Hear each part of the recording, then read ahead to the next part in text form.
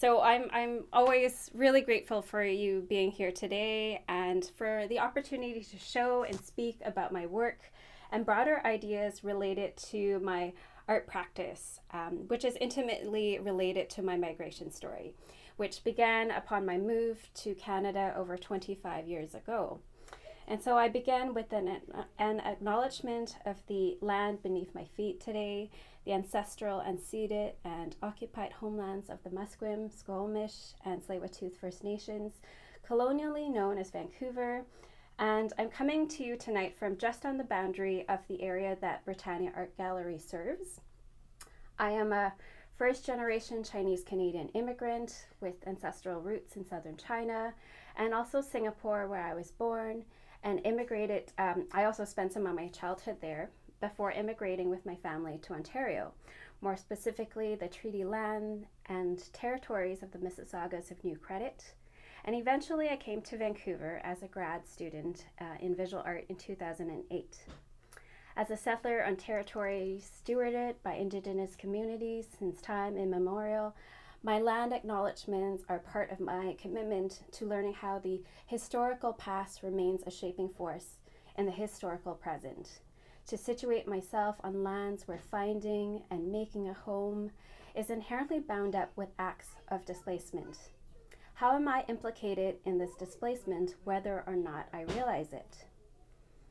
In this tweet by Sean Selly from 2018, he wrote that the immigrant dream is the settler state's invitation to colonize. And coming across it helped me further clarify my understanding of my family's role in settler colonialism. It's been important for me in and outside of my work as an artist to acknowledge, interrogate, disrupt the wealth, power, and privilege that is tied to my own movements as part of the suburban middle-class Chinese diaspora.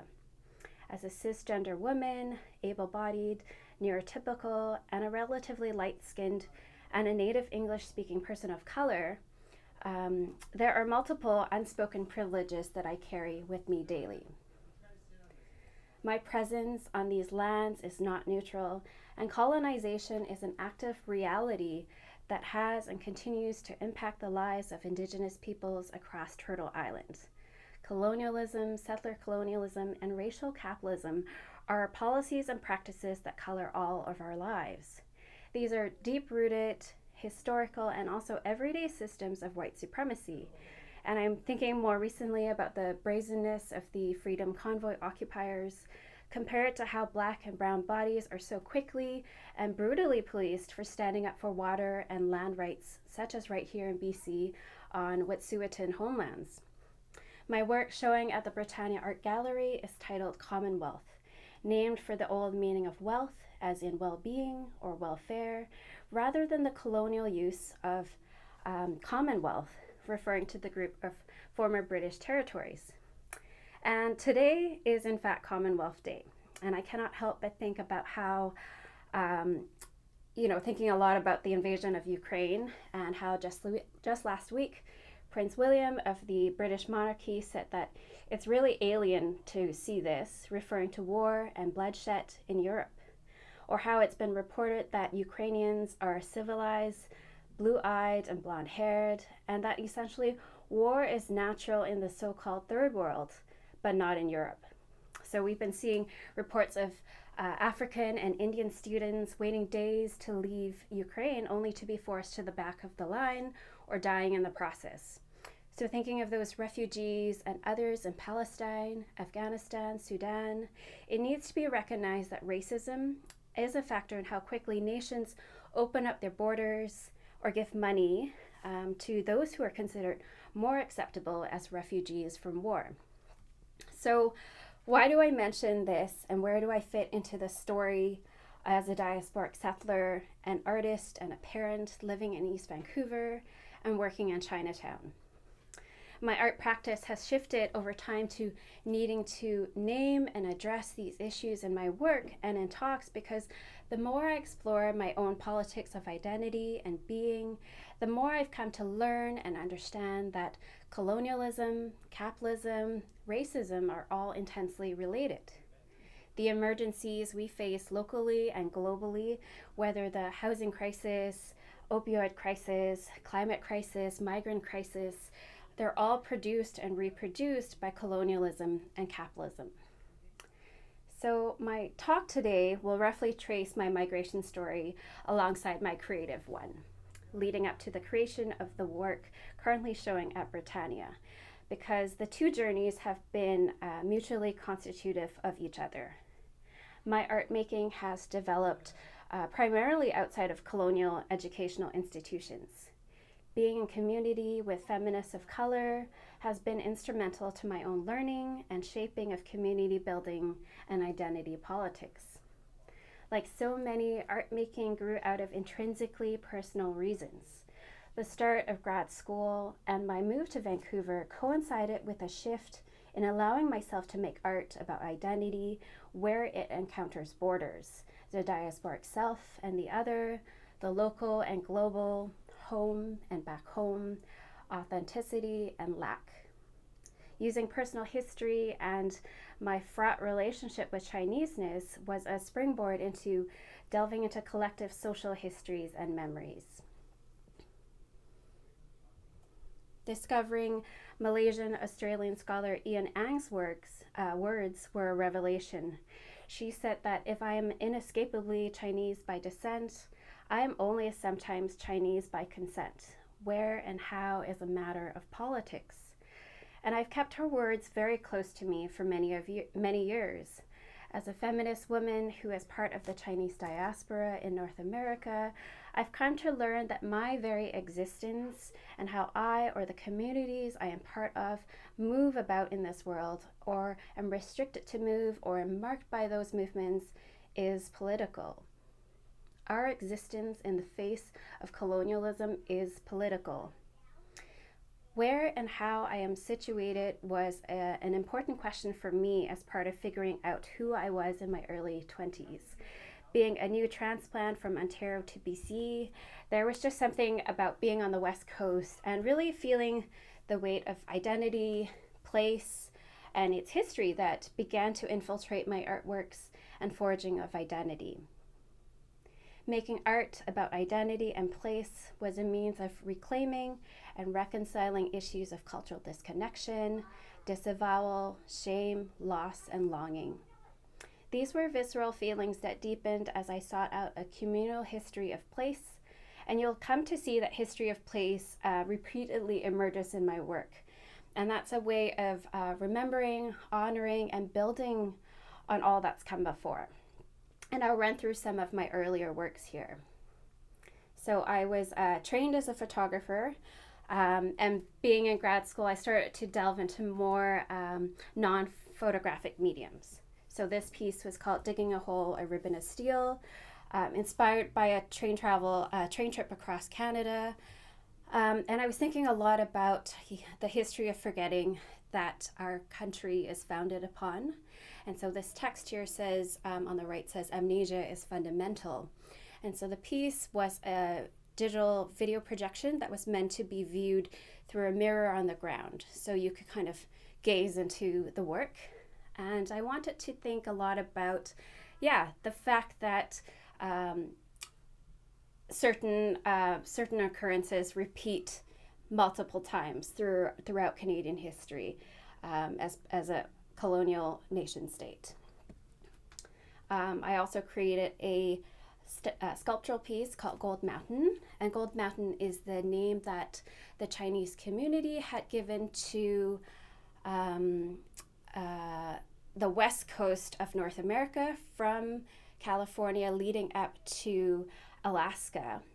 This was during the time of the gold rush. And so my piece is a replica of the moving box that my family used when we immigrated from Singapore to Canada. We used a company called Crown Movers. And so on one side is the replica of the box, and on the other side there are 3 mirrors that butt up against each other, and there's a pile of painted fortune cookies that rests upon it. And the mirror and its reflections create this illusion of a mound. because this notion of Gold Mountain is that it's this imaginary homeland. It doesn't physically exist, but was a symbolic homeland for a lot of migrants. So I was thinking a lot about movements and histories, and also the idea of chance and risk that we leave up to, that we rely on when we are moving, whether intentionally or not. And the work plays on fortune cookies, which are kind of a playful thing, but also kind of relies on this idea of fortune or luck. And the slips of fortunes are actually embedded, still embedded in the pieces, or sorry, in for each of the fortunes. And this work was directly influenced by Robert Smithson's 1960s work around the non-site, where he transplanted natural materials into a gallery space. And then I started to do a little bit more performance, and in this case I packed a bag full of object artifacts that were related to the Asian diaspora, and I packed it in Vancouver, traveled to St. Catharines, Ontario for a conference, and unpacked it there. So each object artifact was created or was chosen before its connection to holding a relationship or a doubled relationship to the idea of stories and place. In this work, a return to photography. I've been collecting lots of words and phrases and comments that have been said to me in passing by mostly white men on the street. And so I wanted to honor these experiences of racism by physically imprinting them onto my skin and documenting them through this work. And finally, a piece called The Same Fire That Melts Butter, Hardens Eggs. In this work, I was exploring nostalgia and homesickness through culturally significant foods. And I was really taken by the fact that Chinese tea eggs are not something that I grew up with, but feel incredibly nostalgic and melancholic for me. And so I took to making them, learning to make them myself. And I also, because I've used the banana as a symbol in past works, so this idea of racial ostracism, where one is merely yellow on the outside and white on the inside, like a banana, I wanted to actually counter that sort of popular culture trope by arguing that perhaps eggs are a more apt metaphor for diasporic identities, thinking a lot about how eggs seem to be pretty delicate and porous, but they're actually very robust incubators. And so very much similar to how diasporic identities have to exist in order to survive and thrive. And so these works were really the seeds of exploring a transnational feminist identity while trying to situate and root myself, which has been so necessary and affirming for my art and life. While still vital for me to interrogate and articulate personal experiences today, my feminist of color politic has evolved over the past 5 years to addressing identity politics through broader systemic concerns, to tie them more intimately to community, anti-oppression, and justice. It's also led me to the realization that I wanted and needed to own up to and play a more active role in my life as a diasporic settler woman, to respond to my lived experiences as a border subject, both as a crosser and an occupier, while calling attention to issues of injustice. And so art making is how I grapple with these issues and process them. And so to have a voice and platform, especially today, is not something that I take for granted or lightly as I try to keep writing my migration story. In 2017, I created a new work on the occasion of Canada 150, in direct response to Canada's 150th year of Confederation. So I was working at UBC Library at the time and discovered this book from the 1900s published right here in Vancouver, and it was an English-Chinese dictionary that was meant to help migrants learn how to navigate daily life, whether that was working as cooks in a kitchen, in canneries, gold mining. It's pretty, it's pretty revelatory. And so I photographed 6 different spreads. This particular one was I think the one that I'm most taken with, and it actually talks about the head tax and the significance of 1st July 1886, which is when the Exclusion Act and the head tax was implemented. And so for the Chinese Canadian community, July 1st, which is Canada Day, was actually also called Humiliation Day, because of the implementation of this head tax and the exclusionary immigration policies that essentially banned laborers from staying in the country. And so my work has always been inherently documentary in nature. As someone who entered art through the medium of photography, the camera has allowed me not only to remember by taking a picture, but to go deeper by memorializing, particularly looking at everyday, banal, and seemingly unremarkable objects or scenes. My commitment to memorializing the significance of place continued with multiple works looking at the land directly beneath my feet.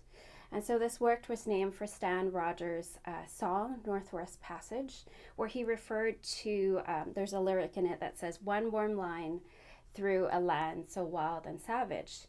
And it was actually a line that was further repeated by former Governor General Adrienne Clarkson, who is a Hong Kong immigrant. And she mentioned this line in her installation speech. So using landscape photography and text, I really wanted to counter traditional notions of the myth of Canada as terra nullius. So this idea that it was completely empty, uninhabited land pre-contact, before the arrival of settlers. Here I paired brief writings with images of a rocky landscape on Vancouver Island, the swollen Bow River in Alberta, and logging in BC. So I've been thinking a lot about grief and landscape and how, really holding that weight in my body. And so place, as I've mentioned, has been really significant to my practice. And so in 2018, I made The Caress and the Sting, which I showed at Britannia Art Gallery nearly 3 years ago now. And so this series was a photographic reading of Hong Kong, an aim at making sense of both familiar and foreign spaces, while uncovering what it might mean to be at home in the world there. So from the left image, which is foreign domestic workers gathered in the financial district on their one day off, to young people photographing themselves at an iconic housing complex, I wanted to document some of the contradictions that I was seeing, as well as the experience of drifting through Hong Kong for the first time as a foreigner who doesn't have a firm grasp of Cantonese, even though I look like most of the population. And so, responding to place has been, I would say a big pillar of my work. And so in 2019, I completed the new body of work that you see up in Britannia Art Gallery now. So for me, I've been thinking a lot about self-portraiture, and finally decided to kind of take the vulnerable leap to put myself back in front of the camera lens, to orbit it back home to what poet Adrienne Rich has said, it's the geography closest in, the body. And so I was thinking a lot of my body as a site of deep-rooted inquiry and resistance, and I wanted to offer up the idea of the body as place, as event, where things occur and dissipate or linger, while engaging with 4 different foods. In the feminist spirit of consciousness raising, I asked, what does it mean to exist in this body and on a particular land, bound up with all its subjectivities and ancestral memories, and to be expecting a child as well? So in this particular piece, during a return to Singapore after 8 years away, I was reflecting on the renunciation of my Singapore citizenship in one of two works here. So there's a photograph here, and then also a video piece. And so in this video, the durian was freely resting on my chest, swaying with each breath, bearing down before collapsing and piercing my arm off camera. The fruit represents the nation and its conservative political climate, and its fall from my chest, for me, symbolized the legal severing of ties with Singapore. Amidst the nostalgic yearning that I have held for my homeland, there is bitterness and unease too, because it is a bit of a nanny state. And so my acute overseas privilege allows me to criticize it from afar without persecution, from its exploitation of migrant labor and persecution of LGBTQ plus individuals to the romanticization of its colonial roots.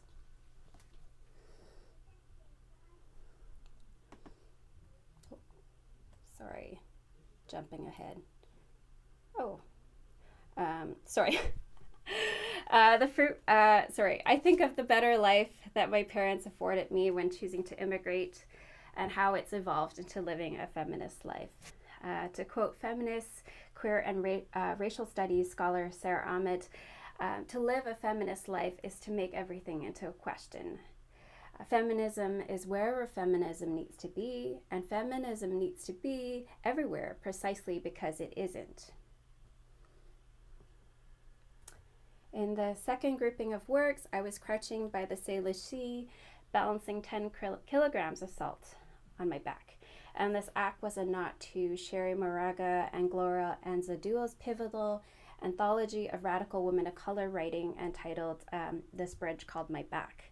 And so out of salt's many uses, from preservation, purification, destruction, I was drawn particularly to its relationship to value or worth of human life.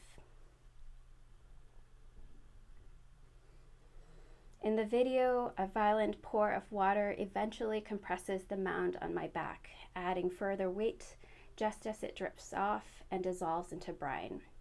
In this predatory, colonial, capitalist economy, I had been thinking much about the class divisions that oppress certain groups of people, deemed less worthy, less human. Whether that is the preventable deaths as part of the drug poisoning crisis, missing and murdered Indigenous women and girls, and how apprehended Indigenous children in the foster care system perpetuate the cycle of colonial violence. In the third set of works, milk pours downhill as I attempt to soak it up with a towel. Milk is culturally symbolic of life, wisdom, and as of late, white supremacy even. Here it serves as a stand-in for fossil fuels, Canada's gold. Its value has prompted environmental destruction to make way for pipelines under the guise of our nation's interests, despite a lack of consent, while we are knee-deep in a climate emergency.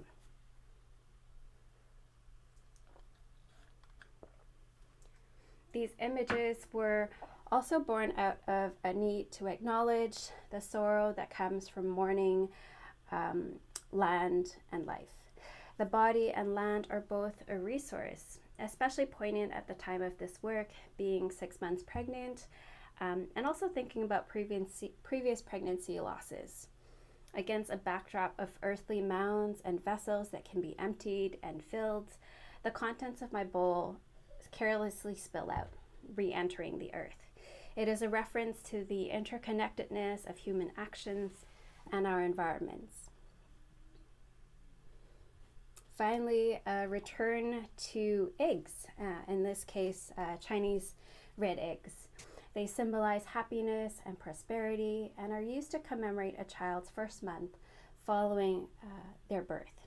And so in the same way I learned to make my own Chinese tea eggs previously, I learned to perform the cultural act of hand dyeing eggs with sheets of red calligraphy paper. Here at Queen Elizabeth Park, named for the British monarch, I wanted to subvert this traditionally celebratory gesture involving eggs as a way of mourning. Nestling the heap in my dress before letting them fall was a way of trying to process distinct, compounding griefs around the land and the body that I've been grappling with for years in my own life, and largely with news stories around rape culture at institutions. There is endless grief about place and grief over beings. So with the exception of the first photograph of the durian, all the images from the series are showing at the Britannia Art Gallery alongside a small still life display of the foods. And you can watch their accompanying videos linked via QR codes in the gallery, which will bring you to Britannia Art Gallery's website. I wanted to work with foods because, as Sarah Ahmed wrote, while bodies do things, things might also do bodies. And so the food items, like my video performances, were ephemeral in essence. Instead of offering gratification or nourishment, the foods are contemplative objects for compounding griefs around many of the issues I mentioned. And one of them is actually a yearning for community care, which I will slowly wrap up on. And so my work has continued to grow since the creation of Commonwealth, but has also shifted drastically due to my identity as a relatively new parent to a now 2.5-year-old. Raising a child in isolation in a small space during the pandemic has been immensely hard for our family. And through wanting to maintain some semblance of an art practice while also being a primary caregiver, I've come to recognize how Western neoliberal ideas around productivity, performance, desire have impacted my caregiving and creative work. Since 2020, I've been creating new works about being a parent and trying to make art honoring the experience, attempting to counter some of the harsh, unattainable standards that I've held myself to. So this work, besides myself, was meant to be part of a performance piece and a panel discussion I organized involving racialized mothers talking about the intersection of caregiving and creative work. And so the event was scheduled for March 2020 and ended up shifting to a digital format. So I wrote about early parenthood and Catholic ideals, as well as created a new video work with my son. And so in this work, I was mimicking the first time he played with the balloon, with no real end goal in mind. And it's a simple idea, but for me, quite a novel one, because my art making has traditionally been quite an involved process from conceptualization to completion. I work rather slowly and also am maybe a bit overly meticulous, and so projects can take quite a bit of time. And so this piece was actually meant to be completely lighthearted and a welcome distraction from the unrest and upheaval of early days of pandemic living. Letting a baby lead an art piece felt like such an act of resistance for me, one that found worth in pleasure and process. Becoming a parent has also led to my inevitable unpacking of my own relationship with my mother. And so I created a short video titled Daughters of Our Diaspora later that year. I wanted to explore the strong familial ties that exist between culturally specific foods, embodied knowledge, and care work. Drawing on the significance of invisible and devalued domestic labor performed disproportionately by racialized women, I turned towards my own mum, Sok E. As part of the Small Canada Council grant I received to make this work, I ensured that a collaborative fee was paid to her. And so it was a very modest tribute to all her unwaged expertise, time, and labor that she's expended, basically since giving up her career to focus on raising our family when we upon immigration to Canada. And in the video, my mom reflects on her ties to food and cooking with her own mother, mother-in-law, and our immediate family as she cleans ikan bilis, which is dried anchovies, preparing them to make nasi lemak, which is a Malay dish. Her actions are mundane and meticulous, a part of countless hours making Cantonese and Singaporean dishes. I wanted to acknowledge the expertise, care, and high standards that is embedded into everything she does. And it's both wildly aspirational, but also quite truthfully, oftentimes unattainable. And so her standards are inherited from matriarchs in her life and her forging of her own identity as one. And so recognizing them and kind of sitting with them, reflecting upon them, has been part of all the ways that I'm trying to unlearn neoliberalism and the ways it's infiltrated my own attitudes and behaviors. Thinking much about notions of inheritance, I deeply recognize how I want to more kindly raise the son who has inherited my last name, to resist capitalism, and to foster community connections. And so I think this is part of the better life that my parents and immigration afforded me with, to be empowered to have a critical voice where they didn't have, to be in community with others where they simply could not, because our family was pretty siloed in the Ontario suburbs. And so this brings me finally to United Aunties, which is an arts association that I co-founded and run with my husband, Clare Yow. Rooted in Chinatown, we support independent artists and artisans with racialized and equity-seeking backgrounds through collaborative art initiatives. And so, drawing on the values of care and solidarity, we created Aunties in the middle of 2020. And this was a time where a collision of global crises really heightened the need for community and a rejection of what Bell Hooks has called the imperialist, white supremacist, capitalist patriarchy. So we were really seeking a way to respond to some pretty lofty issues and decided to start on a small scale. So at this time, Leo had lost his job in the nonprofit sector, and so we were, as mentioned, also raising a baby in isolation. And so for both of us, we were seeking connection and better community care with others. Using art as a tool for exploration, collaboration, advocacy, and solidarity felt like one way we could hold more space for non-white artists to highlight their strengths and to honor what we call the auntie spirit. We've since run an online market and have expanded to facilitating 2 art projects that are inspired by and shaped by community. We also amplify local creative opportunities and share learning resources for liberation movements that we are aligned with. Last year, we facilitated Enveloped, which was a mail art project that fostered community connection through collaboration. And the premise was that two strangers could create art together as a call and response while distance. And the theme was built up around imagining new worlds or eras, thinking a lot about ideas around solidarity, nourishment, rest, transformation. And these were 2 such pairings that we received out of the total roughly about 25 pairs of work. And later on in 2021, we continued with this theme of collaborative and distance art making, this time using a single roll of film photographed by 2 people, specifically in the Renfrew, Hastings, and Cedar Cottage neighborhoods. And the results were experimental images that memorialize pockets of East Vancouver.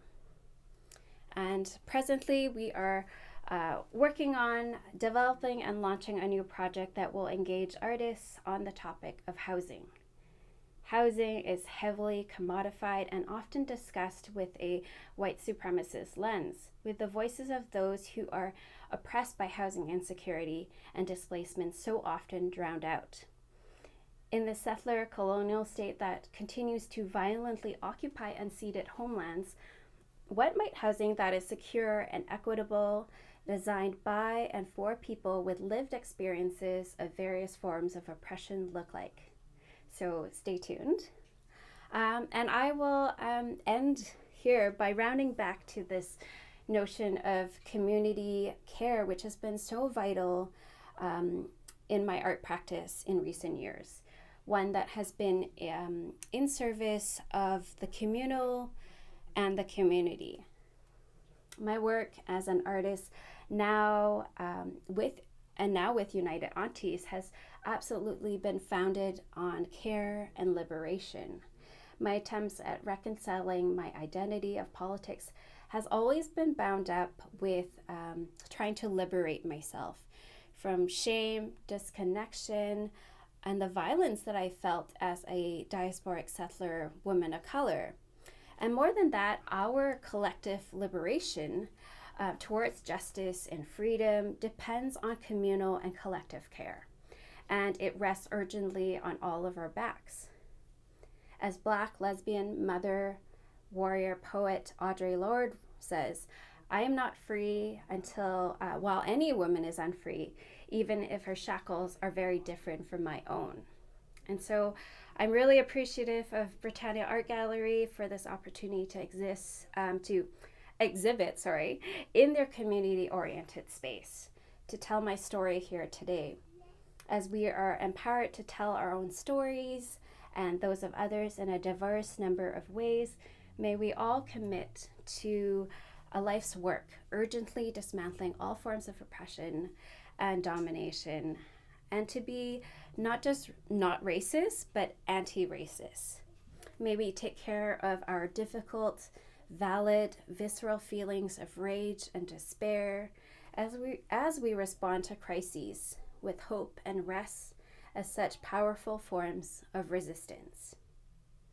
Thank you to Haruko Okano, Bernadine Fox, Kiel Torres for supporting my work in this exhibition and facilitating this talk tonight. Thank you very much.